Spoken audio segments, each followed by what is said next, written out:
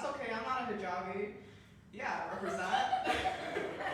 Just the one, are you a hijabi? No, just laughing so hard, like, yes, representation.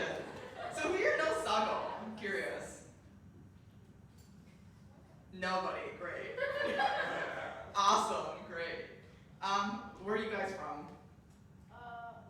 We're from here, but we're from... Like Danforth or Bangladesh? Yeah. Same thing, basically. Pretty much. Awesome, yeah. No, I love being Bangladeshi, too. Wait, what? What are you guys talking about? Well, like, we're Bengali, but, like, we were born there. Oh, yeah, I can tell by the accent. For sure. No, we literally sound the same right now. Awesome. Yeah, a lot of people say I am whitewashed just by my voice and stuff. Like, this man's like, Zara, you're such a coconut because you're brown on the outside and white on the inside. And I'm like, sir, I'm a coconut because I am round, brown, and covered in tiny hairs. On vacation, guys buy me off the street for $1.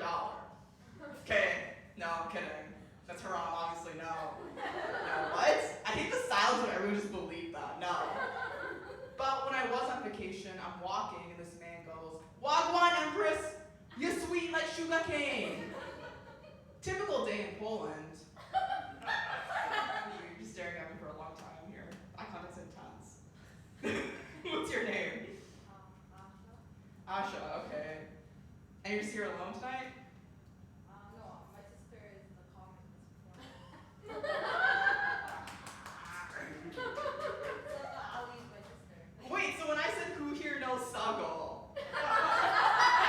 Sorry, You just stared at me! I was zoned out for a second. You were so down with the eye contact, okay. You know what? Now I see where Sagal gets it from.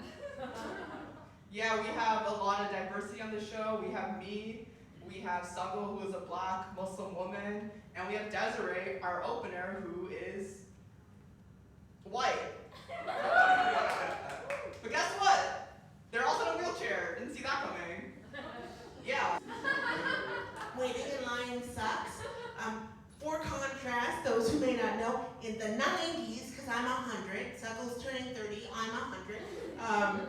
In the 90s, you could just go through all the exits. You didn't have to wait in line. I went to Disney World as a child. We did the entire park in 3 hours. It was great. It was almost worth like the paralysis. Yeah, almost worth it. It was great. So now that I have to wait in line, it's awful. So maybe I didn't want this equality as much as I thought. One of the things I also got to do in Los Angeles is I got to go to the women's open mic at the Improv. And the fact that they have a women's open mic at a major comedy club is like a big deal, because we don't really have that in Canada either.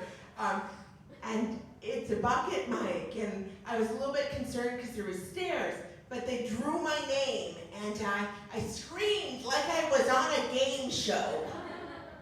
Like Price is Right stuff. And a staff member came up to me and said, "Are you Desiree Walsh, or are you really, really excited she is next?" And I said, "No, I am Desiree Walsh." And in 3 minutes, because that's how long sets were, they had a portable ramp to the stage. And I thank those people, because now I can headline anywhere I want in Oshawa, Ontario. Yeah. So the Paralympics happened, not recently, in like 2024.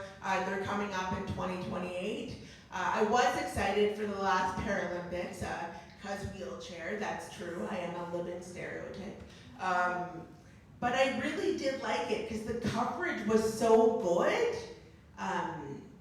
It was a bit like very accessible in a lot of forms of media. It was great, but I really, really liked it because it gave walkies a chance to see actual inspiring disabled people, which meant hopefully you would stop clapping for me when I got my own coffee at Tim Hortons, and also stop giving me medals on the bus for getting on and dressing myself. The accolades are really, really nice, but we've already discussed, I live in a very tiny 1-bedroom apartment in Toronto, and I have a candle hoarding situation going on. There is no space for trophies, is my point. Please stop giving them to me for being alive. Also, with the onset of the American election, I have gotten more marriage proposals, mostly from women who are trying to flee oppression, but I will take what I can get because I'm open-minded. So many, in fact, that I was thinking of like starting a lesbian polygamy situation, but polygamy is illegal in Ontario, and also you can no longer get immigration status through marriage. It's very complicated. That's not gonna work. I forget the rest of this joke. Oh, so if you marry me, the only thing you will get is friendship and good parking. Thank you, I'm Desiree Walsh. Let's bring the Bar Danforth. Yay! We now have our headliner for tonight. She has been killing it all over the city. She has produced the Muslim Girls show and gave me the chance to host tonight, and Desiree Walsh too.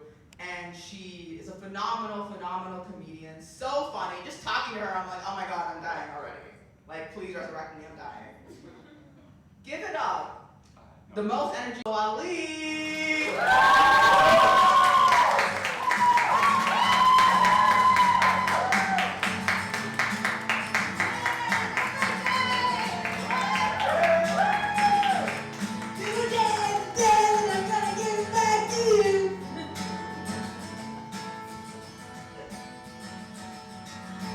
Today is gonna be the day I'm gonna give it back to you. By now, you should have settled how you live what you gotta do. I don't believe that anybody feels the way I do about you now. It's my birthday, I'm just gonna sing! Yeah! And Okay, cut the music. I gotta do some comedy. How'd you guys like my opener, my other person? Yeah? I didn't realize that the host said pussy and you guys were like, astaghfirullah. I felt my show getting canceled. That's how I was sitting back there. People have been asking me, so how do you pick these girls? I'm like, I just pick them because they're women. I'm like, hey. Zara Rahman, I was like, can I ask you, Zara Rahman, do you want to be on my show? She's like, do you want to see my comedy? I said, I'll see you at the show. I'm standing there, she said, pussy. I said, astaghfirullah, what? I should have known who I put on. But anyways, my name is Sagal, and it's pronounced like snuggle. And I like to tell white people that specifically because they like to pretend they don't hear me when I say my name, you know? Like the last time I got in this argument with a white woman, I was like, it's like snuggle without the N, it's Sagal. And she was like, okay, Sagugala. And I was like, that's not my name. You're saying something else, right? I was like, let's try this one more time. And she was just stalling, you know? She was like, what does your name mean? And I hate that white people say that because I feel like that's a microaggression. Because we've never said that to them. I've never gone up to a white woman and been like, Joanne, what does that mean? Ron, what does that mean? Like, I don't care, you know? But Sagal does have something to do with rain, and it was raining today, so yeah. Their eyes are also accepted in the rain. Any Muslims here? You guys know what I'm talking about? Besides, yes, can't make some eyes for me today specifically. Make sure it doesn't get canceled. No, but I got so upset with this lady because she was just stalling. I was like, just say my name properly. Like it's snuggle without the N. It's Sagal. And she was just like, no. I was like, what? She's like, where are you from? And I was so fed up with her at that point. I was like, bitch, just give me my groceries. I got roped into arguing with the cashier at Walmart. I was like, just hand me my groceries, lady. And she's like, yeah, wait. Where country are you from? I'm like, I'm from Somalia. I got my groceries, but yeah, I am Somali. And there are a lot of rumors about Somali people. One of those rumors is that we have a lot of children. And that is true. I have 6 brothers and 1 sister. 4 older brothers, 2 younger brothers, and 1 little sister. And growing up with 6 boys, people would always ask me all the time, they'd be like, so what was it like growing up with so many boys? And I always have to tell them it was rough, honestly. Like my little sister, she ran away. And I remember the day I realized that difference between boys and girls was when my mother took me to a house that only had girls. And the minute we walked in, I was like, Hoya, does nobody live here? Like, it's so quiet. And she's like, no, Sagal, this is a girl house. And I was like, oh my God, is that why there's no shit on the walls? They were like reading books. I was like, what the heck is that? Like, my brother said books are gay. I actually started beating them because I thought they were nerds. They were eating dinner with forks. I'm like, what the fuck is this? We eat with our feet. No, it was actually tough. Growing up with boys, honestly, the biggest issue for me was clothing. Because growing up, at some point, my father decided he just didn't want to buy me girls' clothes anymore. Because I was fucking up the order of hand-me-downs. And so, having 4 older brothers, 2 younger brothers, at some point, when I was 6 years old, my dad was just like, these jeans, they fit so perfectly. And then he kept trying to convince me to take hand-me-down boys' clothes. And growing up, I would always fight him on it. I'd always be like, Dad, I don't want to wear boys' clothes. And he'd always be like, Sagal, it's not boys' clothes. It's not boys' clothes. And I'd be like, yes, it is. And he'd be like, Sagal, it's unisex. And I'd be like, what is unisex? And he'd be like, it's for both genders. It's unisex, you know? And I'd be like, Dad, I know that these clothing are not unisex. He's like, how do you know that? I'm like, these are boxers, Dad. I want to wear them. Please, buy me some underwear. Please, Dad. There's poop on them. Just like the walls. No. But, yeah, growing up, honestly, it was tough. Another thing about Somali people was that some people like to think that Somali people are gangsters. You know, there's a rumor that we're all gang affiliated. And to be honest, like, gang affiliation is a very loose term, you know. I do tend to live in the hood. And being from the hood, you don't realize how easy it is for someone to associate you with gang members. Like, you could just say hi to the wrong person at the bus stop and you're pulled into the station. How do you know this man? I live in a dangerous neighborhood. That's how I know these people. But me, I'm no gangster, you know? They call me Sagal in these streets. Because I go by my government name. I have no I'm but a law-abiding citizen who happens to live in the wrong end of town, you know? I walk through my neighborhood scared. I'm like, oh my God, gangsters, hooligans, criminals, everywhere. I'm like walking into my house terrified as all the gangsters are coming in with me. I'm like, criminals, thugs everywhere. Ugh, past assault. Again, gang affiliated, but it's a very loose term, you know? Very loose. My mom is honestly the funniest person I know. Growing up, my mother always never failed to make me laugh. And the funniest memory I have of her is the fact that my mom's very competitive. You know, mothers, they like to compete with other families. But the thing is, my family's so dysfunctional that she'll just take any win. Any win that she can get. Like, you know, one time we went on vacation to go visit her friend, and we're staying with her friend's place. And her friend had like a 3-year-old daughter. And she's just sitting in the corner and she's reading out loud. My mom just like looks at this 3-year-old, she said, can this 3-year-old really read? I'm like, mother, what? And she's like, no, I think she's faking. And I'm confused. I'm like, what? Why do you even think that? Like, who cares if she can read or not? And she's like, no. This girl's a fraud. Go check. She said, go check if she can read. And I was like, oh, okay, fine. And honestly, she's reading a picture book. I kind of believed it. She had me fooled. But just in case, I go up to this 3-year-old and I'm like, hey, what word is this? And the 3-year-old confidently says, baloo. And I was like, The word was the. I was like, okay. Mom, this family's nothing but fraud and stupidity and illiteracy. I was like 12 years old at the time. I'm like, I can read it, she fucking can't. We are the better family. But yeah, there are some things about me that I do keep secret, however. There's some things I don't like to tell people, you know, but I feel like this room is a very safe room. And one of those things is that I am Muslim! Surprise! Yeah, I like to keep it under wraps. Honestly, when I came into comedy, it was like 2023, and there was like a lot of Islamophobia in stand-up comedy. These people do not like us. Sorry, guys. Don't go to their show, go to mine. They don't like you guys. But, you know, the way I mitigated that was I just put this hat on. I was like, they will never know. And they don't. They've been trying to get me to drink alcohol with them for like 2 years now. I'm like, guys, I can't. I'm like, there's something weird about Sagal. And 5 times a day she disappears. runs off at dawn. She runs off at sunset. Where the hell is she going? She's like, I have to do the thing. I have to. But yeah. What else? Yeah. I think about me because my faith is I don't do drugs and I don't drink. Yeah. I'm sober. Yes. And that always seems to be a problem, specifically for my friends, if you can believe it. Yeah. Whenever I go out with my friends, they're always trying to push drugs and alcohol on me, which is so like disrespectful to the fact that I'm obviously Muslim. You know, they see me without my hat. They know the truth. And it just offends me so much because every time I go out with them, I have to tell them, I'm like, guys, stop. I'm Muslim. And they always get even more offended, if you can believe it, because they're Muslim too. It just gets a little awkward after that. They're like, what are you trying to say? I'm like, nothing. But I don't deserve to burn in hell with you guys.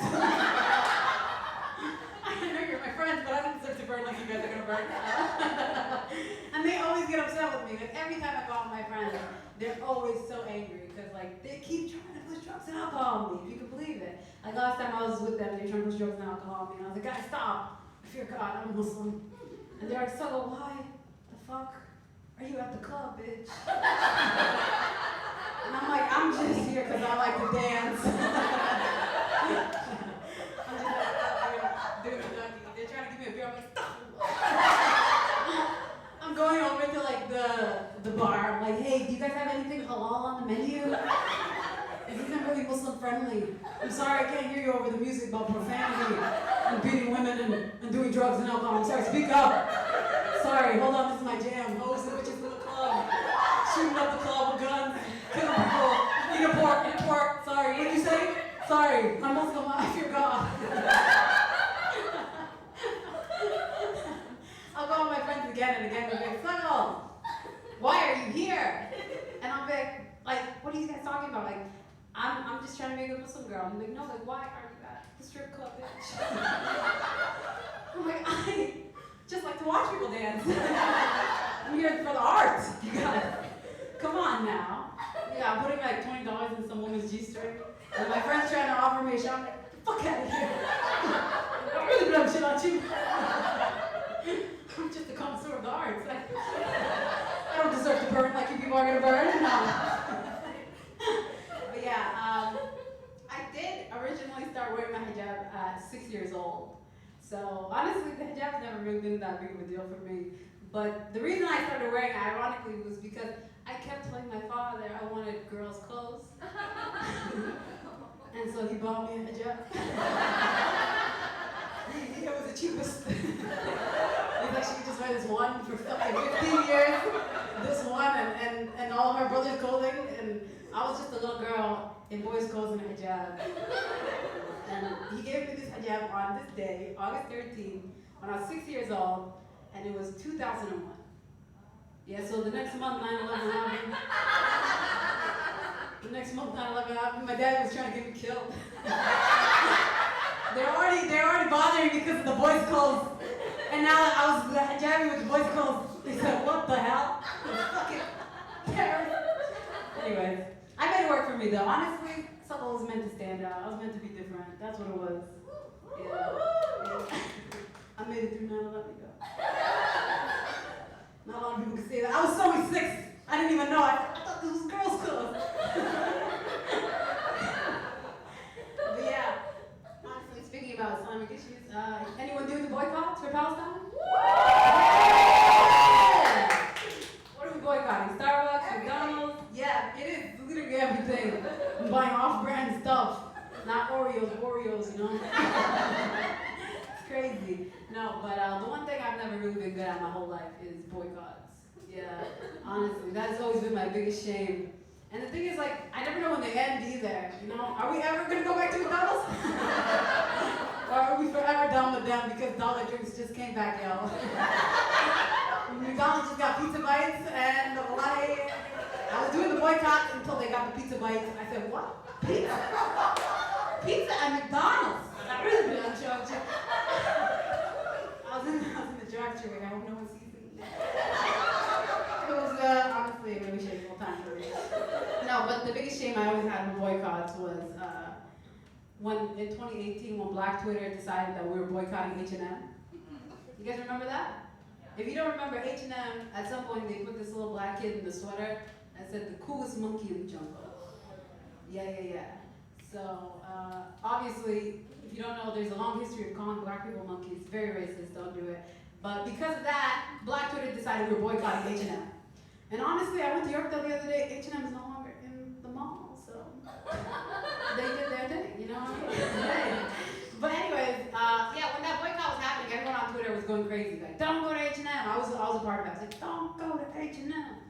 Until I was walking past H&M, and I saw this, like, really nice sweater in the window. I was like, ooh. And then there's, like, this huge sign above it. It said $10. I said, oh my God, it's on sale. And I was like, no, so you can't do this. You gotta go. So I left, and I came back with a whole baby bag. I got to the cash register, she's like, you want a bag? I said, just put it in here. I'm ashamed of myself. I don't want anyone to know what I've done.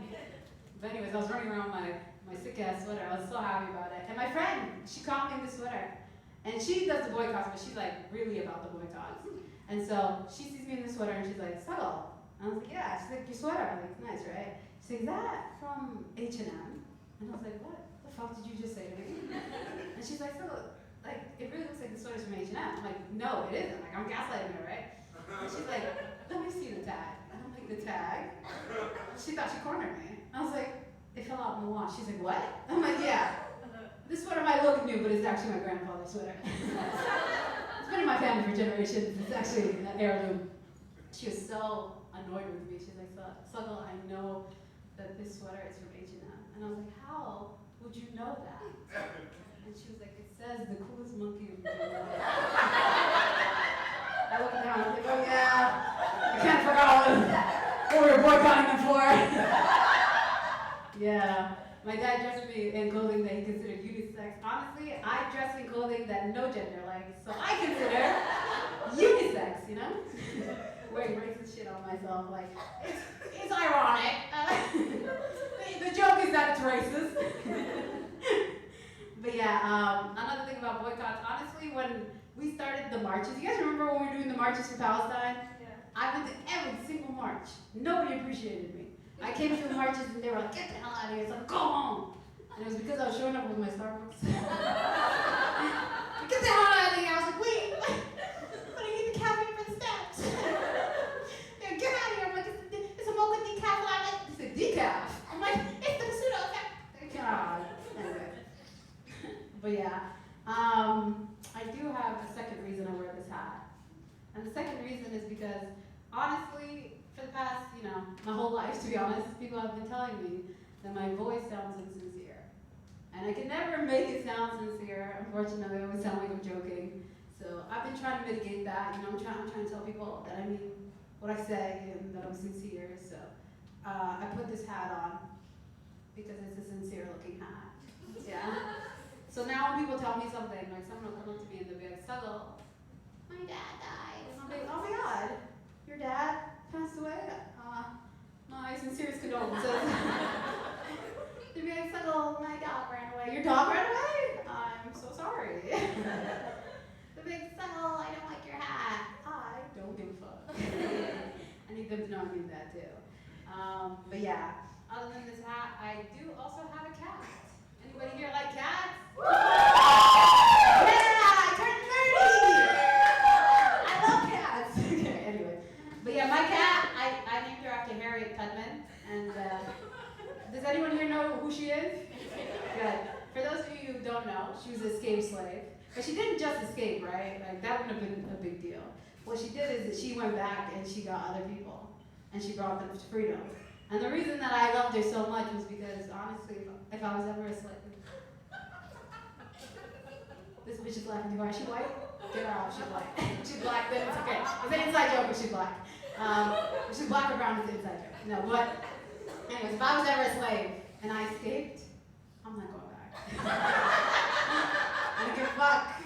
You could have my mother. You could have my son. Whatever I named him, Sagal Jr. I'll be like, bye, nigga. I hope you make it out. I'll be in Canada, the big, what did you leave? I'll be everything, but I'm free, I'm out of it. But yeah, I just admired her so much that I named my cat after her. So I named my cat Harriet Catman. Anyways, my cat ran away. Yeah. Should have named it something else, to be honest. Should have named her Susan or something, you know. A woman that stays. But I've only been hearing rumors about my cat now. I've been hearing she's been taking other cats to freedom. So she started her own kitty underground. I'm actually very proud of her. She's my second Black History icon. I actually do have a junior. My name is Sagal, but I do have a Sagal Junior. So in that joke, I was like, if I named my son Sagal Junior, I'd leave him. My niece, Sagal Junior, I love her so much. I would never abandon her. But the thing I love about my junior is she's my brother's daughter, and she only has brothers. So we kind of have like a mirrored life where she's like a mini version of me. And if you guys ever watch Austin Powers, you know the villain in Austin Powers, how he has a mini me? That's all I ever wanted in my whole life was a mini me. But I was hanging out with Junior and her brothers, and one of the boys, he was talking to me, and he's like, he's 7. He's like, Sagal, who's your favorite singer? And I was like, oh, Hannah Montana, whatever. I don't remember what I said, to be honest. And then he was like, my favorite singer is this. And he goes, Sagal, what's your favorite book? And I was like, I'd have to say Harry Potter, the third one, you know, Prisoner of Azkaban. And he's like, interesting. My favorite book, Sagal, is the Quran. I was like, oh, Sagal.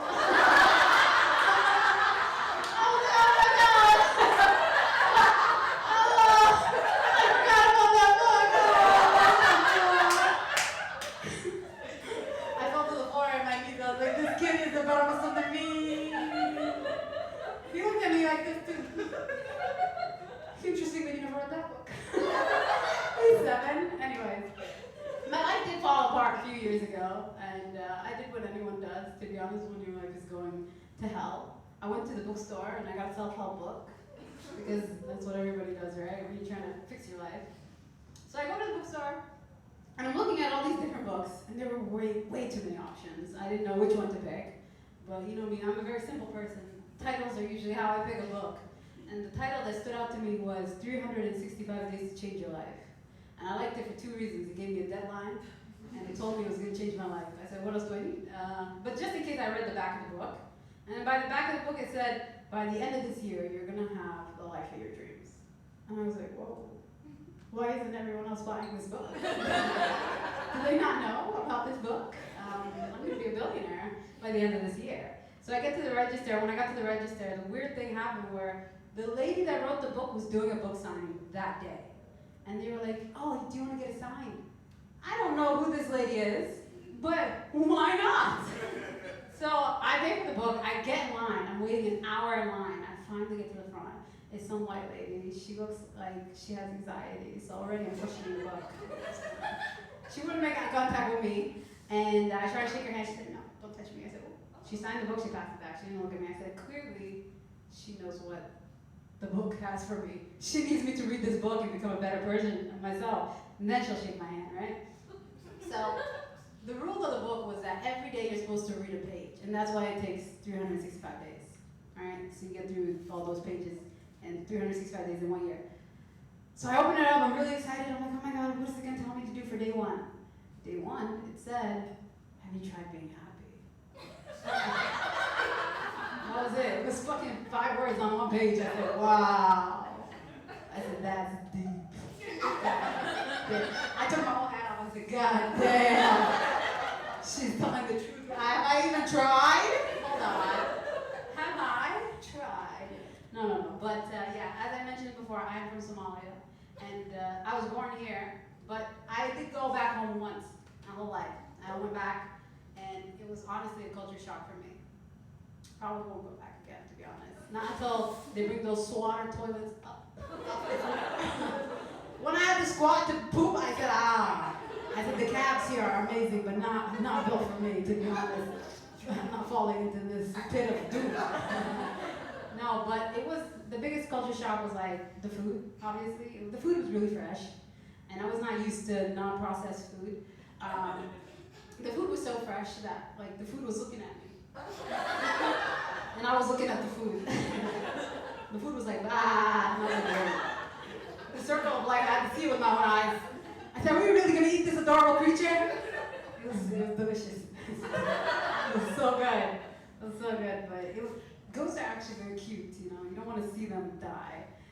But there was more culture shocks for me. Like one time I was roaming the streets of Mogadishu, and I happened to see a young orphan child just on the side of the road. And the thing about like the shock factor for that is like we don't have homeless children in Canada, right? Like we care until you're 18. But in Somalia you'll see homeless children, and I was just so like heartbroken. I was like, oh my god. I was like, can somebody cover this shit up because I'm on vacation right now. I'm just trying to enjoy a vacay and I'm just harshing my vibe. Someone please get me a blanket so I can throw it over this kid. I'm kidding, I didn't do that. I actually went over there and I was like, hey kid, have you tried manifesting? Because I'm pretty sure it's your negativity that got you here. I hate manifestors because they really think that every bad thing, you tell a manifestor you got hit by a car, and they'll be like, well, you were just being negative. You manifested that car. I manifested a fucking car, bitch! You tell a manifestor you got stabbed, they're like, well, what were you thinking about? What? Can we find the person that stabbed me? No, but I didn't do that. Obviously, I didn't say that to that kid. I have emotional intelligence. Instead, what I told him is, I was like, kid, have you tried being happy? He got his shit together. He's a billionaire now, to be honest. He's rich. But yeah, to get back to that self-help book, I lost the book. So we'll never know if it works, to be honest. I lost it on day 75, and that day was like, go smell the roses. Or no, it said, go smell the flowers. So I live in the hood, as you guys know, so I had to go looking for flowers. I had to go like 3 blocks down and smell some white ladies like tapunyas or whatever. I was like, is this helping me?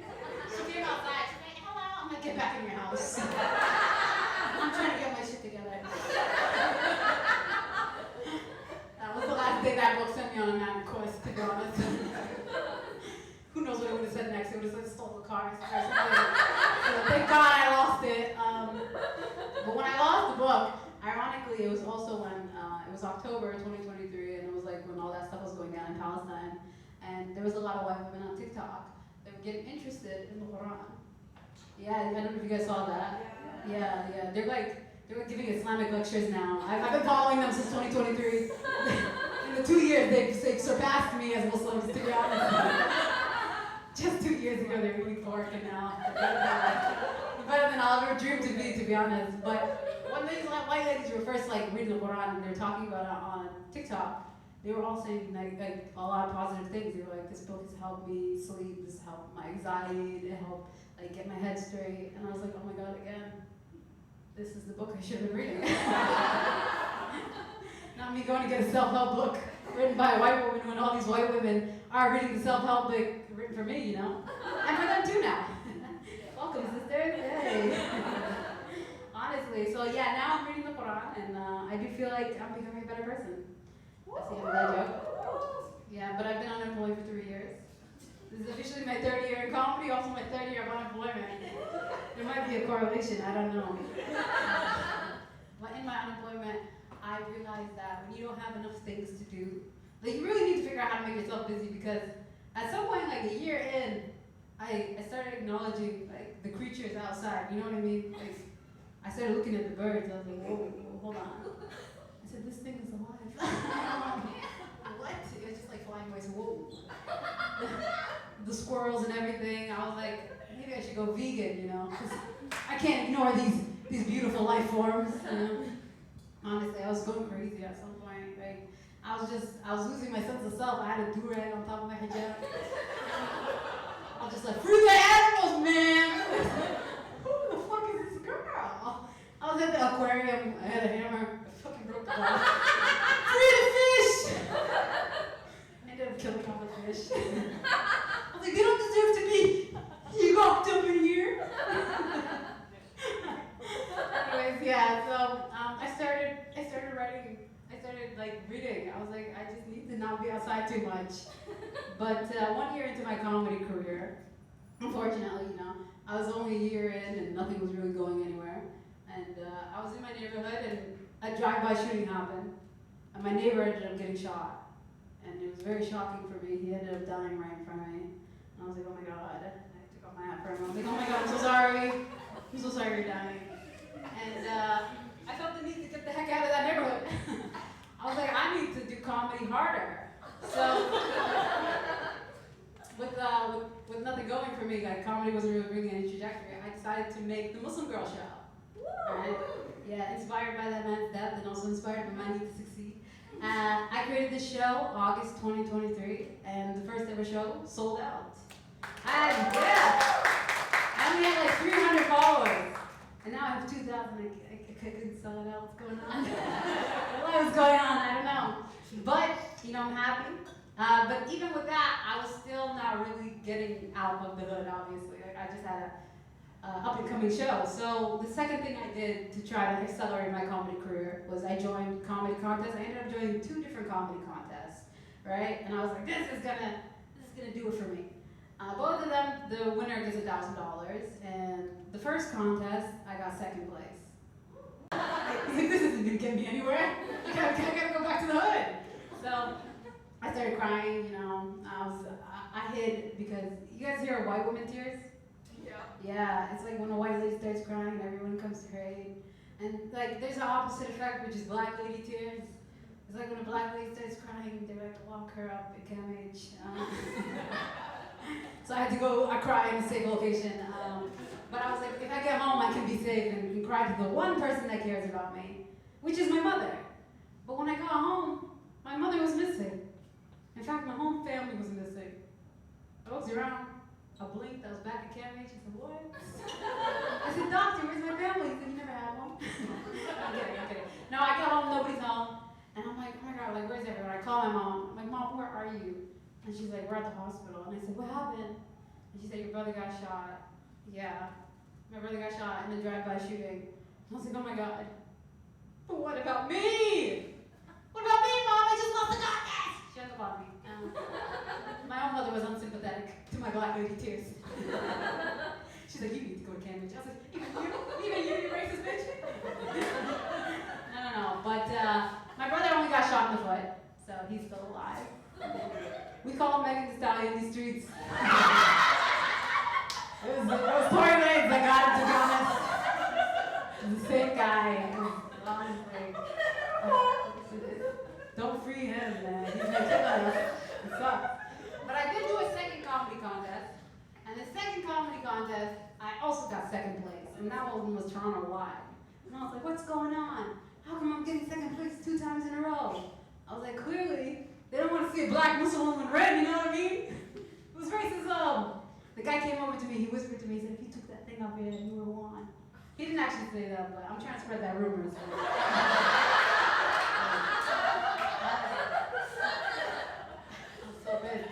But, whatever. It is what it is. I did end up becoming friends with the person I lost the second comedy contest to. And I continued my comedy career. And then at some point, my parents decided that they wanted to take a vacation to Somalia. And I was like, go crazy. And my dad, he has a lot of anxiety. He's always had a lot of anxiety about us. Maybe because we live in a dangerous neighborhood. I don't know. We moved there our whole lives. I don't know. He's so nervous. But he was like, oh, like, this house will fall apart without me. And I was like, Dad, no, it won't. The youngest person in this house is 22 years old. And we'll be fine. And go have a vacation. And so he leaves, and like 2 months into him being in Somalia, I had to call him. And he's like, hey, so what's up? And I was like, hey, man, yeah, one of us died. Come on back. Yeah, my brother passed away. Yeah. Thank God I brought this hat, yo. Honestly, it was tough. My brother died suddenly last year, and the first thing I had to do was I had to go home, and I had to tell the roaches what happened to him. Yeah, I had to crowd them around. I was like, guys, he passed, and I need you guys to hide because you symbolize poverty and struggle. And they were self-aware. They said, we understand what we are. They all ended up hiding in one cupboard. My cousin came over. Because family always visits whenever there's a funeral. And my cousin comes over. She's such a nosy bitch. She's like, I thought you guys had roaches. I was like, roaches? Ugh, what do you think we are, poor? As I'm going to the cupboard, a job, guys. They'll be gone in 3 days, then you could be free. No, but it was honestly tough. In that time, I didn't really know what to do, you know, because I was grieving a dead sibling. But the person I lost the second comedy contest to was having a wedding. And I got invited to my first ever gay wedding. Yeah, and I was like excited about it. I was like, ooh, look at me, I'm so progressive. I told my mom, I said, I'm going to a gay wedding. She's like, comedy changed you. She said, what? We're going where? And I ended up going to this gay wedding and I didn't really know what to expect because I'd never been to a gay wedding before. And it was exactly how I thought a gay wedding would be, you know? They were like, wear whatever you want, which was great. I showed up in a onesie. I was like, roll out of bed, I'm ready to go. Hey. And when I got there, it was in like this huge warehouse, and we were all sitting in fold-up chairs. The groom and the groom, they went down, they kissed, the gay kissed. I clapped for them, yeah! Yeah! And then they were like, everyone pull your chairs to the back. It's gonna be a rave. I was like, what? This is the best wedding I've ever been to. And so I'm just there until 4 a.m. I'm like dancing with a bunch of queers, but I'm also trauma dumping because that was the only way I could deal with the death of my brother. So I'm just like dancing and I'm going up, and they're all on Molly, by the way. I'm like, hey, and I don't know if you guys know what Molly does to you, but it makes you extremely empathetic. And I was like, my brother was recently just murdered, and they're like, tell me more. And so I kept going around to these different groups of people and telling them the gruesome story of how my brother died, and they were all like so invested because they're on drugs. But I just know that the next morning they're waking up and they're like, who is that girl in the hijab? Going around telling us horror stories. What was going on? Was that real? Were they comparing with each other? Did she talk to you too? Did she tell you some crazy shit? Yeah, he beat me in a contest and I ruined his wedding. Yeah, revenge. But at that gay wedding, ironically, like a lot of people were like, oh my god, like they were scared that someone would come and shoot the wedding up. And it was because it was around the same time that Trump got shot in the ear. And so they're like, what if that happens here? Oh, I'm so scared. And I was like, I think we're okay, I don't know. But I did end up going to Muslim Fest like a week later. And again, people were talking about Trump getting shot in the ear. And they're like, what if that happens here? And I was like, wow. Whether you're at a festival for Muslims or a wedding for gay people are just scared of getting murdered, you know? And isn't that what unites us all? We're all scared of getting hate crime? Yeah. I'm still working on that joke. This is all going on YouTube, by the way. This is my album release. I'm reading off a piece of paper. Who gives a fuck? But I did bump into somebody a couple months ago, and she hadn't seen me for a really long time. And she was like, oh my god, Sagal, you got so skinny. And I was like, yeah, my brother died. And she was like, oh my god, what happened? And I was like, he was murdered. And she was like, oh my god. But you still look good, girl. I fucking hate this superficial world. But also, I'm skinny now. Honestly, I've been skinny for like 8-9 months now, and the world has opened up for me, you guys. When I was a fat girl, I was trying to get people to like me, you know? I was giving them gifts and shit. They're like, get out of here, bitch. Now, those same people, I'm smacking them in the face. I don't have to be nice because I don't have a waist, you know what I mean? Honestly, things are working out. I'm never going back there. You're never gonna, you know? I did tell somebody this, and I really do think it's true. I feel like the world only lets you get 3 things, you know? Once you pass that 4th one, they're like, oh hell no. Black, Muslim woman, they're like, all right. Fat, oh hell no. Oh hell no, you better get rid of one of those. I'm like, well, there's only one I can get rid of today. I really don't want to leave Islam, so I gotta lose the weight. It's fucked up, but it's what I had to do. It was either the weight or the hijab. It was one or the other. No, but yeah, I don't know if I told you guys this, but I did recently, not recently, like I think from the beginning of 2024, except for that one time I went to go buy pizza bites, I've actively been doing the boycotts. Yeah! And the reason I joined the boycotts was because I spent a lot of time on TikTok, and honestly, shame is a good thing sometimes.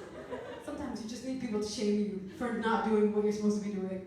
There was literally TikToks that were cussing at me at some point. They're like, you fucking bitch, you're not boycotting, I know you're not. I'm like, how can you see me? How? Like, I was so disgusted with myself that I couldn't even finish my lunch. I had to throw my McDonald's away. I was like, I can't eat this. No, but now the only time I go to McDonald's or Starbucks is to take a poop. Yeah! That's my advocacy. Yeah, that's my shitty form of advocacy. I go to McDonald's and Starbucks. I don't even take a shit in the toilet. I take a shit on the floor. Last time I went to McDonald's, I took a shit on the floor, and I ran. I was like, guys, get out of here! They shit on the floor. They were like, man, this is a McDonald's. I was like, oh my god, I knew that wouldn't deter them because there was a poop next to the poop I was filming. I like, maybe a second one will get them out. Maybe a number two. A second number two, you know? They didn't even ban me from the McDonald's. They're like, man, come and shit on the floor if you want. We don't care. Honestly. But yeah, another thing that happened while I was grieving was, ironically, I asked my friends at some point if they could buy me duck. Because I was like really down, and those broke bitches were like, we can't afford that. And I was like, ugh, I need better friends, to be honest. But I told them, and they laughed at me, I told them I was gonna go home and I was gonna pray for duck. And I went home and I prayed for duck. And when I prayed for duck, what happened was, the next day some random girl DM'd me. And she's like, hey, I saw your video about your brother dying, can I buy you food? And I was like, can you buy me duck? And she said yes. Anyways, I went off to go get a duck or get murdered, either way. And ironically, this white lady actually ended up buying me food. And I told her I prayed for her, and she said that she believed me. And then she told me to go home and pray for more stuff. So I ended up praying that I would be in a movie, and I got to be in a documentary. I prayed for my sister to come back, and she came back. And I prayed for more guidance. So I started writing a self-help book. But yeah, I'm turning 30 today, and honestly, my whole life, like from now till I was born, it's always felt like a movie. And people have been telling me I should do make a lifetime movie about me. And I think that I would only do that if Angelina Jolie got to play me. Because she's so good at playing other races. And I love that idea of Angelina Jolie just saying that word. And she's like, look, you don't know what it's like for a black Muslim woman. Okay, Angelina. But yeah, I'll leave you guys on this note, which is, honestly, comedy has taught me a lot of, terms that only comedians can say. And some of those terms are really, not Muslim friendly. One of the first terms I ever learned was bombing. And that means you're not doing well. But when I learned it, I was like, can we say something else for me? I really don't want you people running around saying Sagal's been bombing. They're telling me, she bombed it, done that, she bombed it. No, I didn't bomb shit. The false allegations of trying to take flights, bitch. No. But when you do great, it also didn't work out for me, to be honest, because that's called murder. I was like, trauma, It's called killing. I was like, So the only thing I can do now is I can do mid. Just straight down the middle. Just that one girl laughing for me is enough for me. Please, guys, I don't want to get traumatized. But yeah, happy birthday to me. I'm really happy because.